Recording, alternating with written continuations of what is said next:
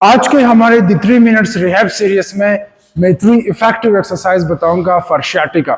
Sciatica is an umbrella term. It is not a pathology, not a disease, but a condition.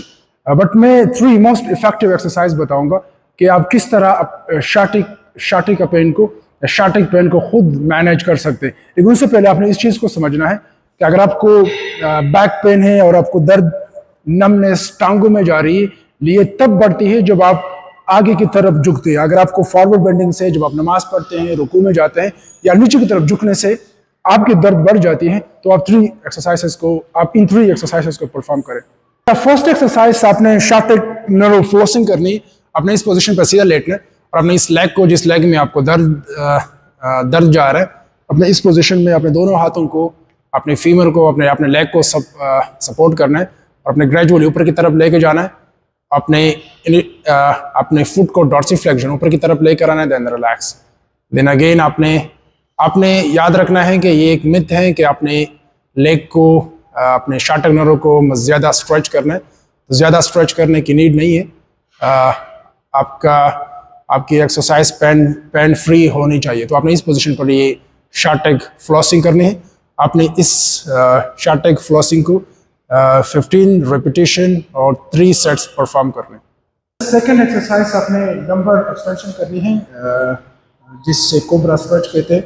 आपने इस position पर prone में लेटना है। आपको इनिशियली अगर पेन ज़्यादा है तो आपने अपने दोनों एल्बोज को इस पोजीशन पर आपने एक्सटेंशन में जाना है और आपने कुछ 5 to 8 सेकंड के लिए होल्ड रखना है, देन रिलैक्स।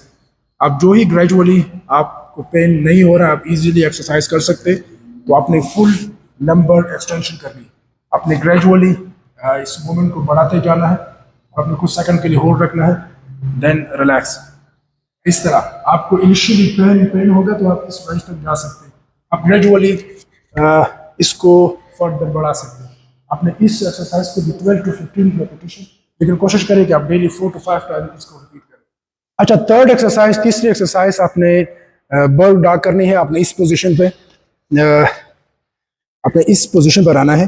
अब आपने करना ये है कि जब आप इस आर्म को, इस एक हाथ को आप स्ट्रेट करते हैं, तो अपने अपोजिट लेग को भी सेम पोजीशन पर स्ट्रेट करना है। तो इस पोजीशन पर आपने इसको 3 to 4 सेकंड के लिए होल्ड रखना है, देन रिलैक्स।